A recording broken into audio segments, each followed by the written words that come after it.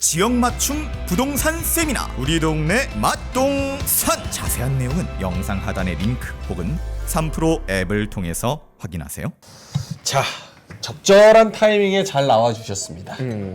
우리 또 FOMC 나오고 또 국채금리 변동 있고 또 시장을 해석하는 데 있어서 어떻게 봐야 되는지 맞습니다. 이분이 항상 좋은 말씀 해주시거든요. 심층 인터뷰 DB금융투자 문홍철 팀장님 모셨습니다. 어서 오세요. 네, 안녕하세요. 문홍철입니다. 안녕하십니까 팀장님. 예, 안녕하세요. 네, 팀장님 나오신다고 지금 저희 구독자분이 들썩들썩합니다. 예. 드디어 또 문 팀장님이 적절한 타이밍에 아. 왔다. 너무 과장해 주셔서. 정말입니다. 많은 분들이 또 굉장히 기대하고 있는데 예. 오늘 인사 한번 나누시고 오늘 또 어떤 이야기 또 좋은 이야기 전해주시 한번 업데이트 한번 해주시죠. 네, 예. 뭐 결국은 오늘 FOMC가 이제 있었다 보니까 이제 많이들 좀 궁금해하셨던 게 네, 뭐 11월에만 해도 뭐 기준금리 인상에 대해서는 뭐 전혀 얘기를 인하죠. 이제 인하에 대해서는 전혀 이제 얘기를 안 했던 상황이었었는데 네, 갑자기 태도가 이제 돌변했지 않습니까? 네, 뭐 세 차례 인하에다가 뭐 점도표도 뭐 완전히 바뀌어가지고 뭐 모든 FOMC 인원들이 전부 동의한 것 마냥 짠 것 마냥 이제 인상은 끝. 그래서 줄을 전부 다 이제 5.5에서 정확히 점도표를 맞춰주시고 그래서 인하 얘기를 전혀 안 하다가 왜 갑자기 태도가 바뀌었냐 뭐 이런 것들 어떤 우리가 이유를 좀 알아야 앞으로의 이제 정책이나 또 우리가 이제 중앙은행에게 너무 어떻게 얘기하면 이제 많이 속아왔지 않습니까? 예. 그래서 이 말을 믿어야 되냐 말아야 되냐. 제일 궁금한 건데 딱 속 시원히 뻥카 아니지 뭐 이런 거죠. 뻥카 아니지가 아니라 맨날 뻥카니까. 맞아요. 예. 그거를 이제 우리가 저도 사실 좀 놀라웠는데 뭐 주변에서 의외로 이 연준이나 뭐 한국은행 포함해서 중앙은행이 이제 포워드 가이던스라는 뭐 점도표라든가 뭐 우리 내년에 뭐 금리 인하는 뭐 생각도 마라 이런 얘기를 뭐 당연히 하죠. 그들은 이제 할 만해요. 해야 되고. 근데 그거에 대해서 제가 돌아다니 보면 굉장히 야 이렇게 얘기한다는데 이렇게 얘기를 하시더라고요. 그래서 좀 개인적으로 되게 놀랐습니다. 아니 그 말을 믿는다고?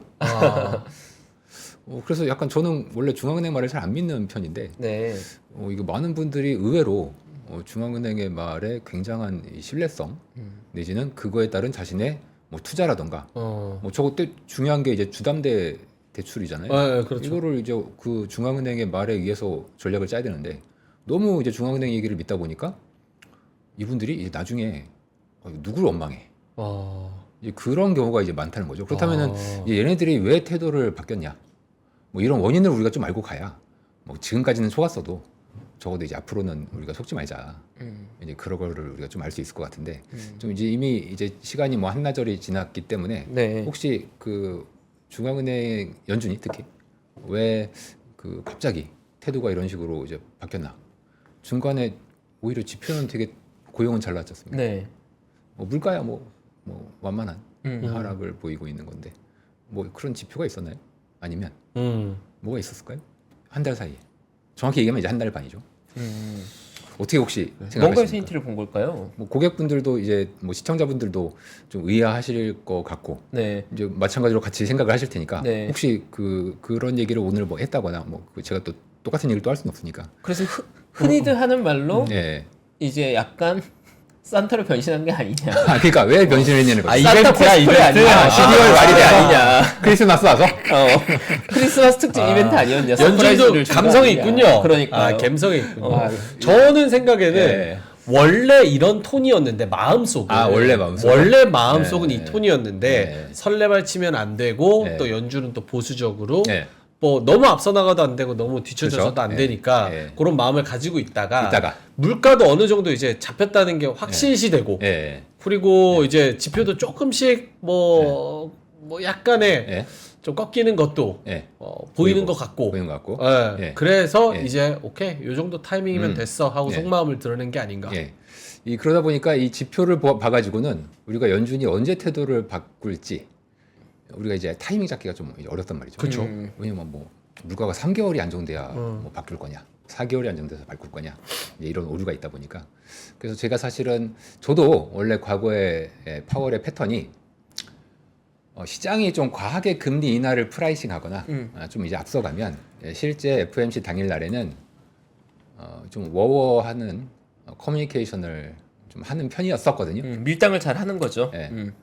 근데 이번에는 전혀 그런 거 없이 그냥 완전히 전부 다 내줬단 말이에요. 모든 것을. 그냥 네가 생각하는 게 맞아 하면서. 그러니까 시장은 이제 더더욱 자신감 있게 달려갔고. 저는 그래서 이번에도 FOMC 때 워워할 줄 알았는데 제가 생각을 바꾼 뉴스가 하나가 있었습니다. 그게 이제 지난 주말, 그러니까 우리나라 시간으로 일요일에 나왔던 뉴스였는데 그 지금 화면을 잠깐 보여주실 수 있을까요? 네. 지금 이 뉴스가 보시면 이제 모든 외신에서는 전부 나왔고 국내에는 이게 나왔는지 안 나왔는지 잘 모르겠어요. 지금 네. 화면을 잠깐 봐주시면 뭘까요? 이 바이든 대통령이 이 고용에 대해서 고용을 지표가 그 다음 날이었거든요. 고용 지표 발표한 다음 날 보고서 연준이 금리 인상을 좀 억제해도 될 것 같다. 그러니까 안 해도 될 것 같다. 이 얘기를 하고 제가 이 뉴스를 보고 솔직히 개인적으로 굉장히 놀랐습니다. 깜짝 놀랐어요. 그냥 봐가지고는 이게 깜짝 놀랄 만한 뉴스인지 아닌지 잘 모르겠죠. 근데 왜 이게 놀라운 뉴스냐면 두 가지 면에서 놀랍습니다. 네. 첫 번째는 바이든은 지금까지 금리에 대해서 얘기한 적이 없습니다. 그래요? 첫 번째 발언인 거군요. 네. 제 기억상으로는 그래요. 혹시 뭐 시청자분들께서 옛날에 바이든이 직접 지 입으로 옐런을 통해서 간접적으로 얘기한 적은 있어요. 하지만 바이든이 연설에서 공개적으로 그것도 직접적으로 자기가 금리와 패드 정책에 대해서 얘기한 적은 저는 이거 처음 봤습니다. 워딩으로 직접 금리의 금자도 얘기를 꺼내지 않는 분이에요 원래. 근데 바이든이 이 얘기를 직접 자기 입으로 이거 되게 공개적인 연설인데 이런 자리에서 했다는 것이 저는 굉장히 놀랐고 좀 그러면은 충격적이군요. 그럼 저는 이거 깜짝 놀랐습니다 개인적으로. 그럼 이건 저는 100%다. 이거 당장 전화했다. 파월한테 전화했다. 그 생각을 해서 주말에 이거 이번 FOMC는 좀 다르지도 않을까? 혼자만 생각했어요. 이게 다르지도 않을까라는 생각을 첫 번째 했고 혹시 바이든 성격 아세요? 바이든 성격이요? 네, 어떨 것 같아요 바이든이 성격이? 약간 좀 힘알이 없고 여우 같아요. 여구 같고 그냥 조용할 것 같고 힘알이 없고 뭐 이렇게 그냥 뒤에서만 조용조용 할 것 같고 이럴 것 같죠. 실제 바이든이 성격이 잘 맞아요? 굉장히 불같습니다. 그냥 소리를 어마어마하게 치는 걸로 유명해요. 그래서 이제 자기 참모들 이렇게 모아놓고서 소리치셔서 참모들이 그 방 들어가기 싫어한다고 할 정도로 이 사람이 그 평소에 이렇게 볼 때는 굉장히 이미지 관리를 하고 조용해 보이지만 또 노인이라서 막 넘어지기도 하고 그러니까 힘이 없어 보인다 이러지 않습니까? 힘은 없을 수 있는데 그 참모들한테는 거의 뭐 호랑이처럼 욕도 잘하잖아요. 욕도 엄청 잘하고 소리도 엄청나게 그냥 옐링 아웃이라고 하는 거 어마어마한 소리 지르는 걸로 유명해요. 이게 잘 안 알려져 있는 사실인데 그 얘기는 파월한테도 에이 무슨 파월한테 말 들어라 이랬을 거라는 가능성이 있다는 말씀이신 거죠? 어제 톤이 그렇다는 거죠. 톤이 그렇고요. 그 옛날에 되게 유명한 사진이 하나 있었어요. 그 옛날에 바이든이 취임하고 나서 그 옐런이랑 이제 바이든이랑 파월 의장이랑 그 셋이 그 백악관에서 이제 만났던 사진이 있었는데 굉장히 바이든은 약간 이렇게 좀 쳐다보면서 조용히 이제 있었고 대부분의 얘기는 이제 옐런이 했었고 이제 그 파월 의장은 좀 다소곳이 앉아가지고 얘기를 경청하는 그런 분인데 바이든이 이렇게 겉으로 드러나지 않네요 원래는. 그래서 이 뉴스에서 가장 놀라운 점은 바이든은 원래 얘기를 했어요. 원래 했는데 공개적으로 얘기할 만큼 급한 겁니다. 바이든이 굉장히 쫄려 있습니다. 쫄려 있죠. 쫄려 있어요. 쫄리면 사람이 다급해지죠. 엇나가게 돼 있어요. 과잉을 하게 돼 있어요. 즉 그 얘기는 내년도에 연준이 생각하는 것보다 혹은 시장이 생각하는 것보다 더 대폭적인 금리 조정이 있을 수 있습니다.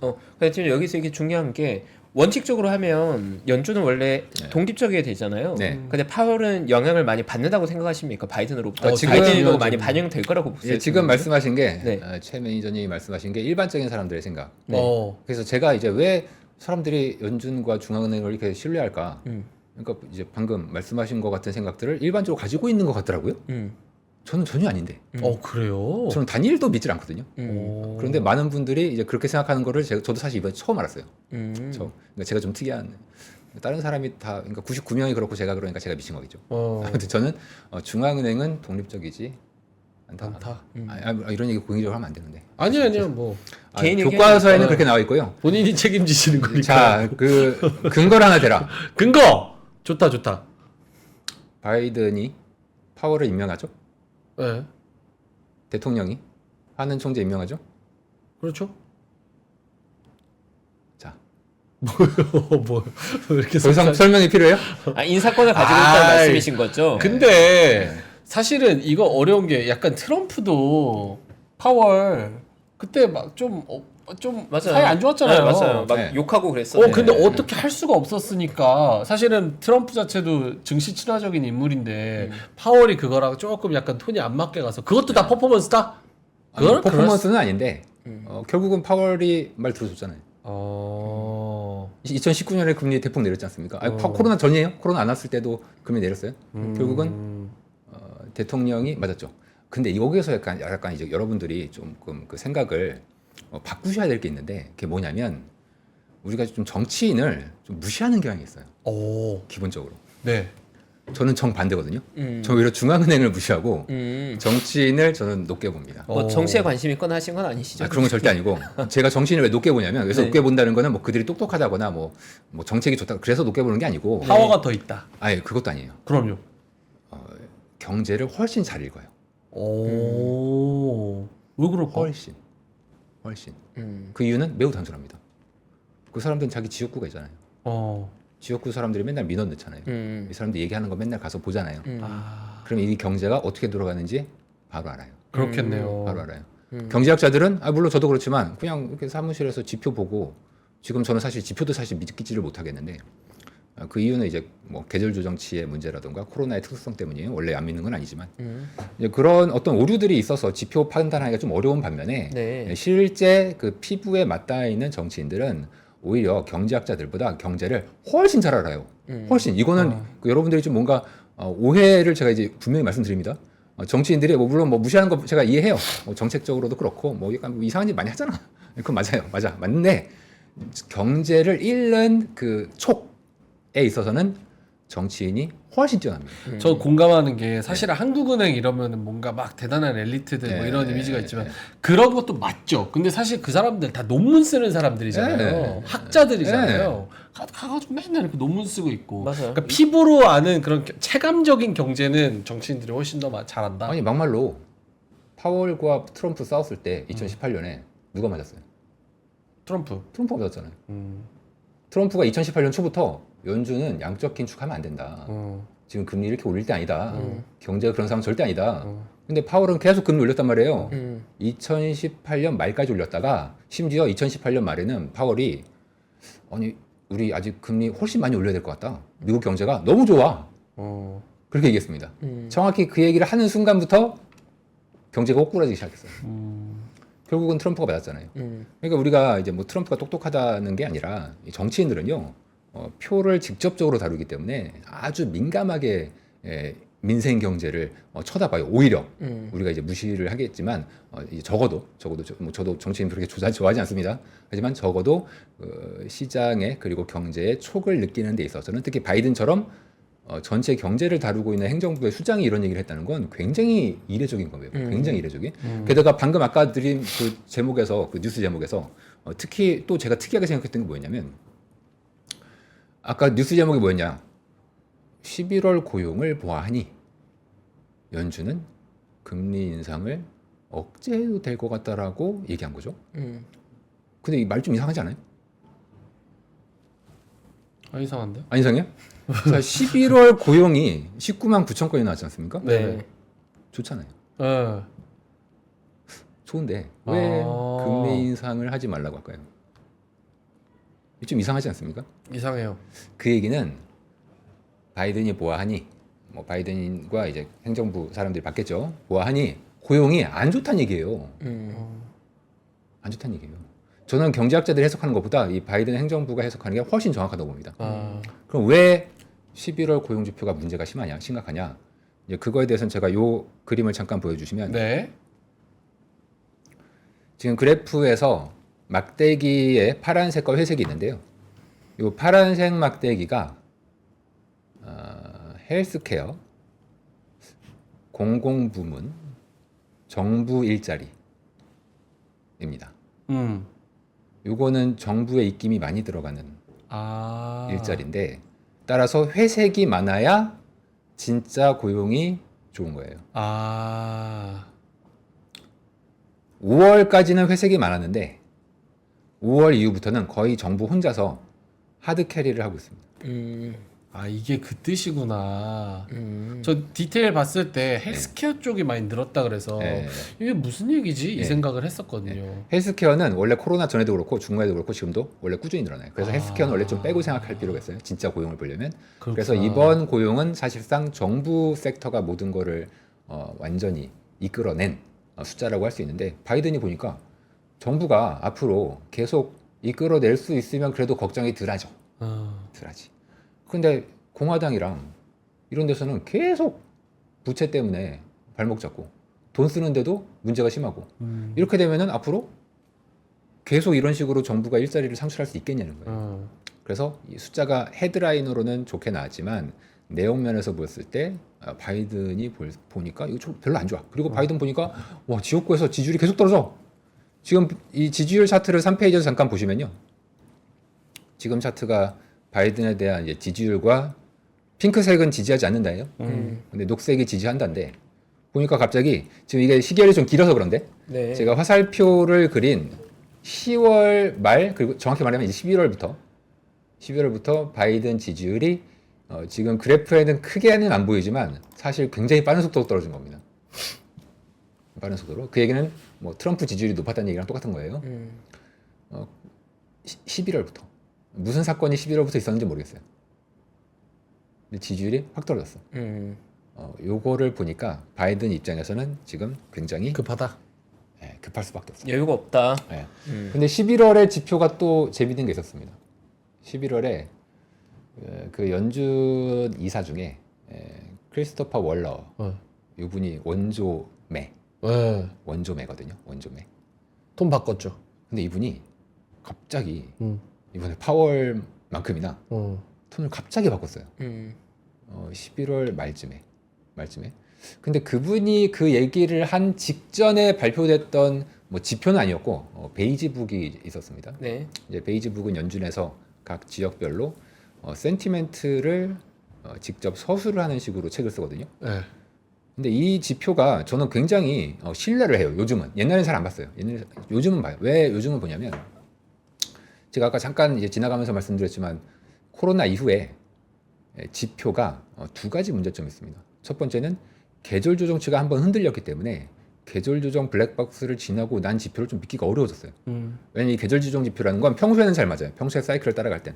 근데 코로나 같은 거 한번 겪으면 이 블랙박스가 한번 망가져요. 그래서 블랙박스를 거쳐서 나온 숫자가 이게 맞는지 틀리는지 좀 애매해요. 의심스러워.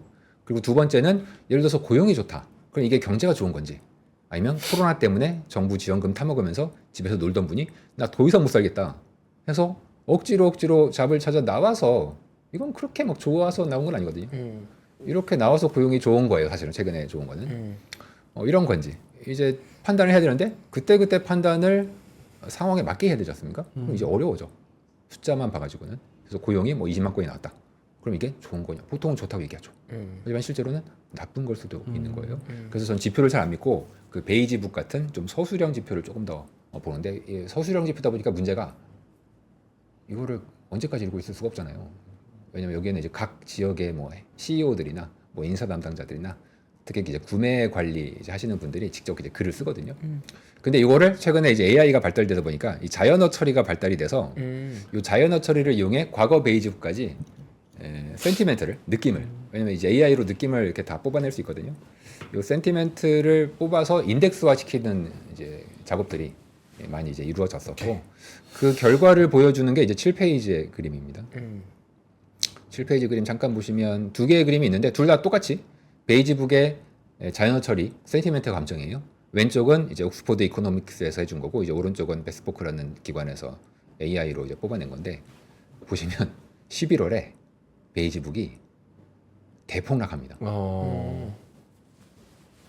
지금 이 정도의 심리 악화는 거의 지난 금융 위기 때 정도에나 나타날 수 있었던 혹은 코로나 때 정도에나 나타날 수 있었던 어마어마한 양의 센티멘트의 악화거든요.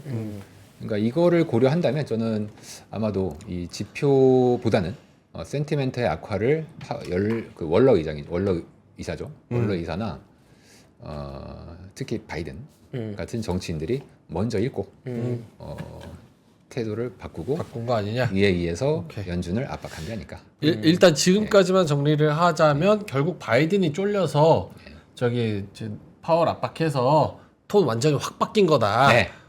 만약에 그렇다고 하면 여기까지가 정리. 네. 그럼 미래지향적으로 봤을 때 네.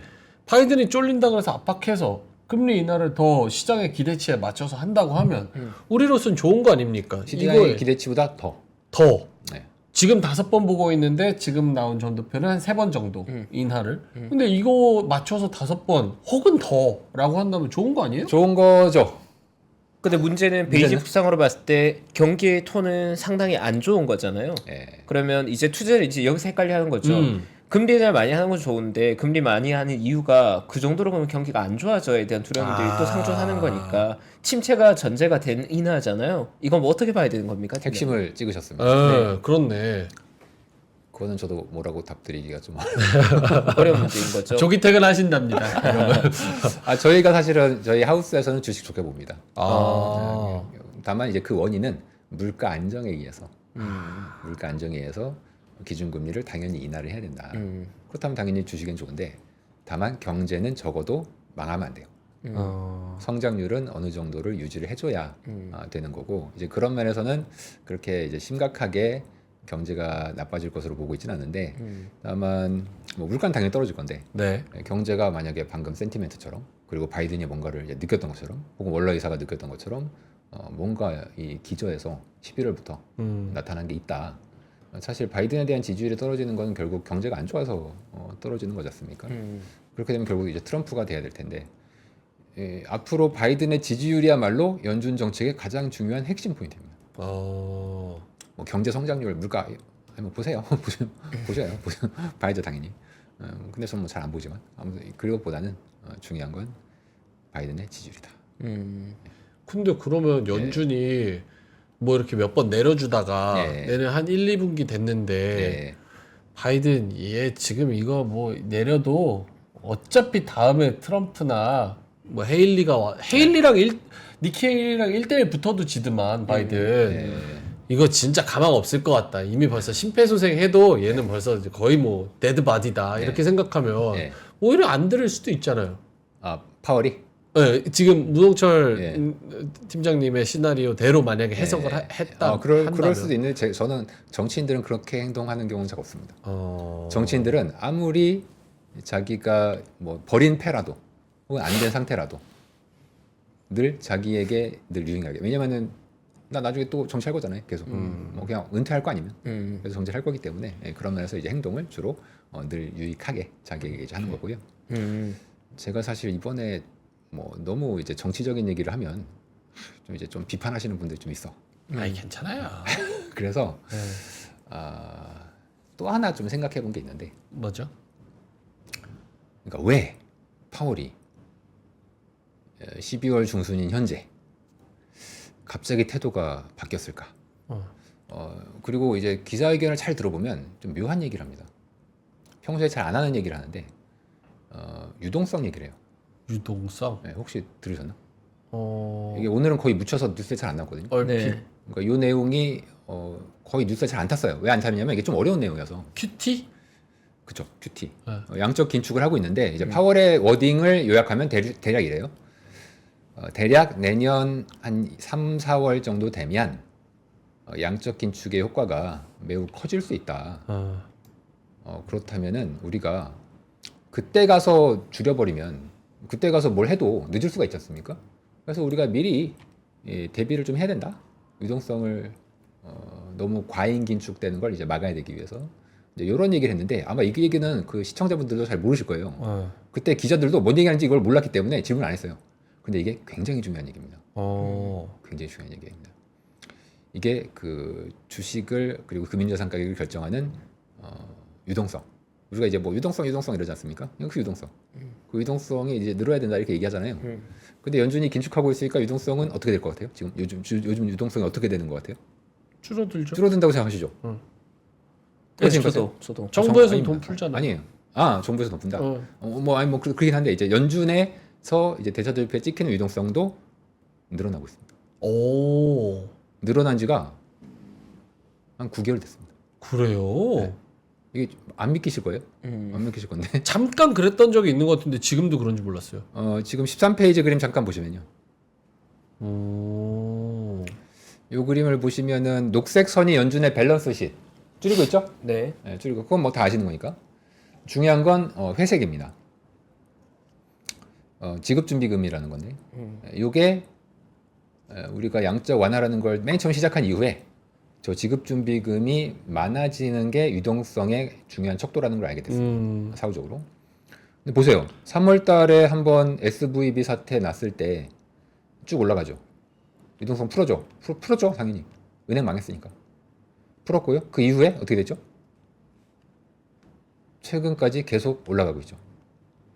저 얘기는 연준의 밸런스 시 축소와는 무관하게 유동성이 늘어나고 있다는 얘기입니다. 지급 준비금이 늘어나면은 그게 QE입니까? 오히려 더 타이트닝 아니에요? 그러니까요. 아니에요. 시중에 유통되는 자금은 더 줄어드는 거 아닙니까? 줄어드는 거 아니에요? 지준이 늘어나면요?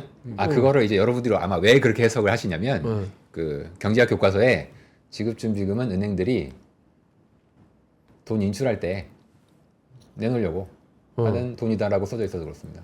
그거는 18세기 은행론입니다. 18세기. 그러면요? 18세기, 19세기. 최신 이론은 그렇게 설명을 절대 하지 않습니다. M2에 지중금이 들어가나요? 들어가죠 당연히. M1에 제로에도 들어가요. 지준은 M0에 들어가요. 당연히 M1, M2에 다 들어가요. 다 들어가는데 그 M0에 들어있는 그 본원통화예요. 본원통화. 요 지급준비금이 본원통화입니다. 그리고 QE가 한지 뭐 15년밖에 안 돼요. 그러니까 경제학에서 15년이면 그냥 최신 이론이에요. 그렇죠. QE를 한 이후에 지급준비금의 양에 의해서 경제와 물가와 특히 주식 가격이 왔다 갔다 한다는 걸 우리가 사후적으로 알게 됐습니다.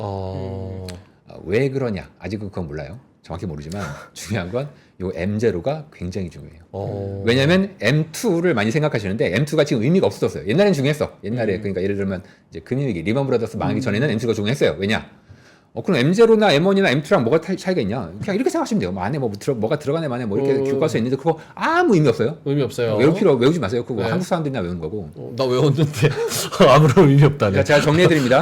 네. 본원 통화와 우리가 얘기하는 M2의 차이는 네. 본원 통화는 중앙은행이 푸는 거예요.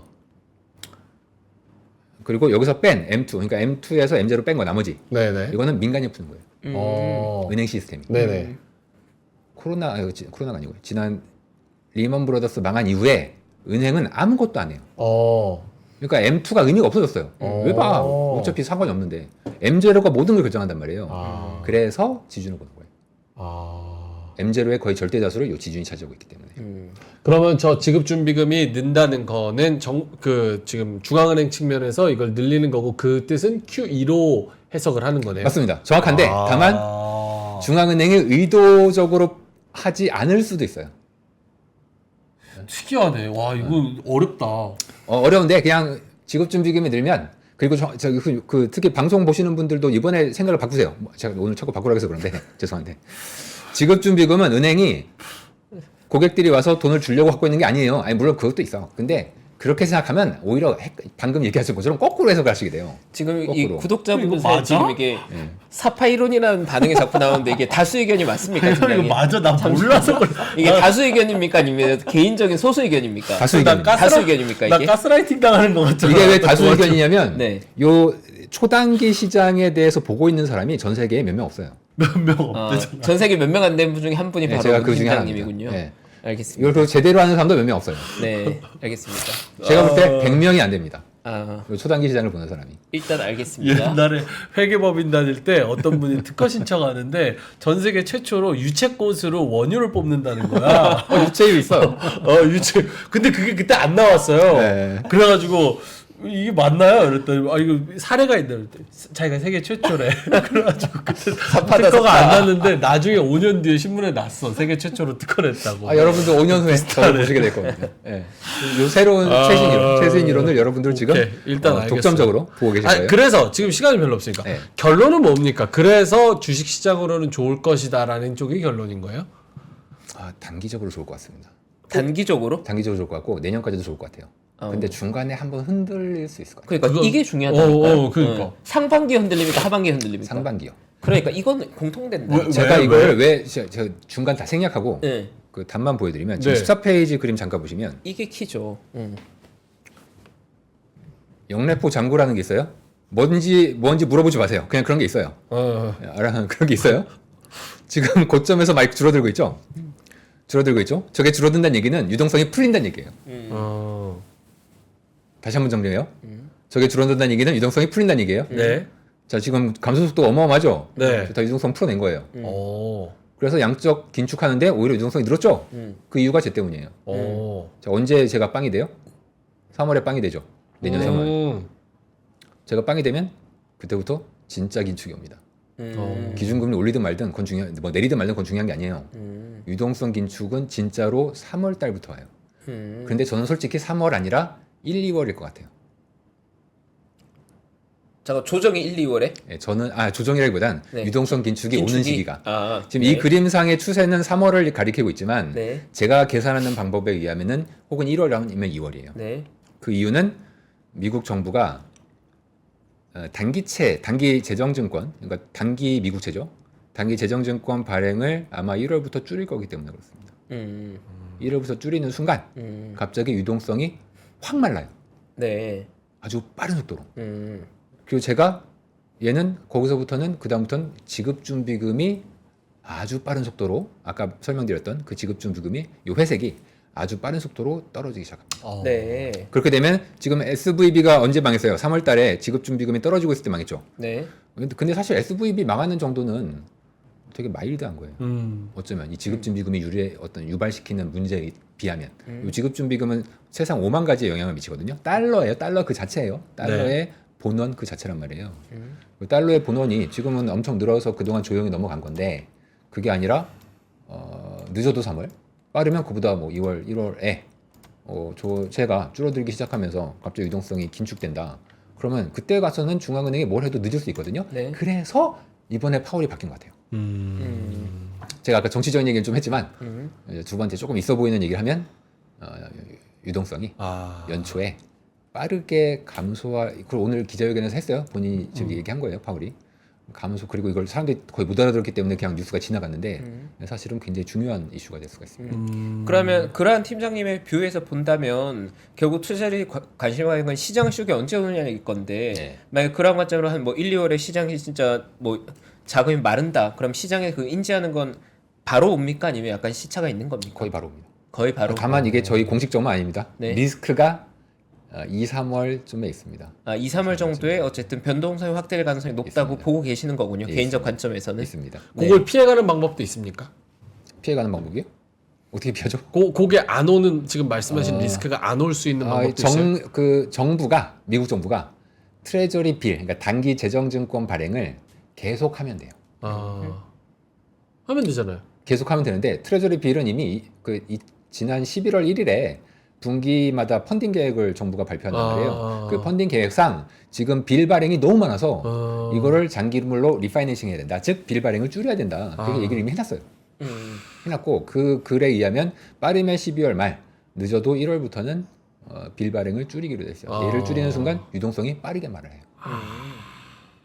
아주 빠르게. 오케이. 근데 이게 재밌는 게 제가 최근에 탑다운을 보는 분들의 의견이 상반기 조정에 대한 경계감을 좀 가져야 된다는 의견이 거의 지금 공통되고 있어요. 이코노미스트 관점으로 보든 뭐 스트레티지스트로 보든 뭐 정말 이런 이벤트로 보든 그래서 개인적으로는 상반기 변동성에 대한 얘기들이 힌트가 좀 많이 나오고 있는 것 같아요. 네. 언제인지 알기가 조금 어렵습니다. 네, 그렇죠. 그거까지 맞추기 어렵죠. 타이밍까지. 저희가 맞추기. 12월까지 주식 좋게 보고 뭐 1월 좋게 보고 뭐 연간으로도 좋게 보는데 중간에 좀 흔들리는 시기가 좀 있을 수 근데 있을 것 같아요. 몇 월인지 모르지만 어쨌든 저 역시도 다른 분들이 의견한 건 상반기의 가능성을 더 높게 점치더라고요. 네. 네. 저는 더 작게 해서 2월, 3월. 2월, 3월. 그렇게 네, 보고 조금 더 욕심을 내보겠다는 거군요. 만약에 제 생각이 조금 늦춰질 수 있습니다. 왜냐하면 2월, 3월은 아까 얘가 그 지급준비금이 감소하기 시작하는. 근데 지금 지급준비금이 많아요 이미. 그러니까 얘가 감소해도 처음엔 영향이 없어. 그런데 대략 저희 계산에 따르면 5월까지는 얘가 위험 수위에 다다라요. 위험 수위라는 건 SVB 사태가 터졌던 그 레벨. 그 레벨. 그게 늦어도 5월입니다. 팀장님 뭐 이 정도 얘기했으면 일단 2월 말에 한번 출연하시죠. 내년 2월 말에 한번 검증하시죠, 같이. 지금 근데 저희 4,200분 함께 하고 계시니까 네, 2월 말에 와서 리뷰 한번 하시죠. 틀리면 삭고되지 하겠습니다. 아니 와서 또 업데이트 해주시면 되니까요. 알겠습니다. 네, 뷰는 그때 가서 업데이트 해주시면 중간에 되니까. 정부가 뭘 하고 있는지, 트레저리 빌 발행이 어떻게 되는지, 유동성 상황 그때 그러니까요. 업데이트 또 맞으면 왜 맞았다, 뭐 틀리면 왜 틀렸다 해서 업데이트하면 되는 거니까요. 아유, 뷰라는 감사합니다. 건. 네, 알겠습니다. 당연히. 네, 2월에 함께 하시죠. 네. 자, 알겠습니다. 리스실님께서 맨날 똑같은 얘기만 하는 사람들보다 다른 얘기하는 사람이 훨씬 재밌다. 뭐 이렇게 말씀을 해주셨고. 그리고 감사합니다. 비록 사파지만 대부분 맞는 의견이다라고 또 의견들이 있으셨고 전반적으로 일단 사파는 인정하셔야 될 것 같은 네. 분위기. 하지만 잘 맞춘다는 거. 감사합니다. 네. 겐조님이 홍며든다고 또 말씀.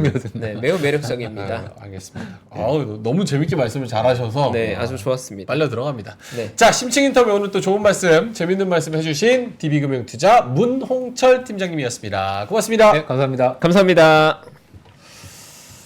네, 저희도 아마 이제- 시장에 대한 고민 있는 분들한테 오늘 또 재밌는 시간 됐을 아, 것 같고요. 재밌어요. 네, 2월에 저희가 또 2월 말 한번 검증하겠습니다. 2월이 기다려집니다, 벌써. 그리고 저희 3프로가 항상 이제 다양한 분들을 모셔서 모두 다 동의하는 시나리오가 100% 사람들이 동의하는 시나리오는 있을 수 없습니다. 맞아요. 그래서 항상 이쪽 저쪽 다 많은 분들의 의견을 좀 경청하려고 하니까 여러분도 많이 같이 도와주셨으면 네. 좋겠습니다. 그리고 하나만 당부를 드리면 상반기 조정론이라는 건 폭락이나 시장이 망가지다는 이야기가 전혀 아니에요. 건강한 조정. 뭐 S&P 500 기조라면 한 5에서 한 7% 정도 언제나 있는 조정이 언제 올 건지에 대한 얘기인 거니까 폭락론과는 전혀 상관없는 얘기를 하고 있는 겁니다. 저희는. 네. 오케이, 알겠습니다. 그 부분 딱 클리어하게 말씀을 해주시니까 너무 좋습니다. 네. 자, 그럼 저희는 이만 여기서 물러가도록 하고요. 뒤에 언더스탠딩도 많은 관심 부탁드립니다. 저희는 이만 여기서 물러갑니다. 고맙습니다. 감사합니다. 장 시작 전부터 종료까지 쏟아지는 수많은 뉴스와 정보들. 이 중에서 어떤 것이 투자에 정말 도움이 되는 정보일까요? 3프로의 증시 셔터맨 박근영 마스터가 직접 정보를 선별하고 투자의 힌트를 드립니다. 시간도 아끼고 투자 아이디어도 얻는 시간, 박근영 부장의 마켓 힌트와 함께 하세요. 자세한 사항은 3프로 TV 앱과 홈페이지를 확인하세요.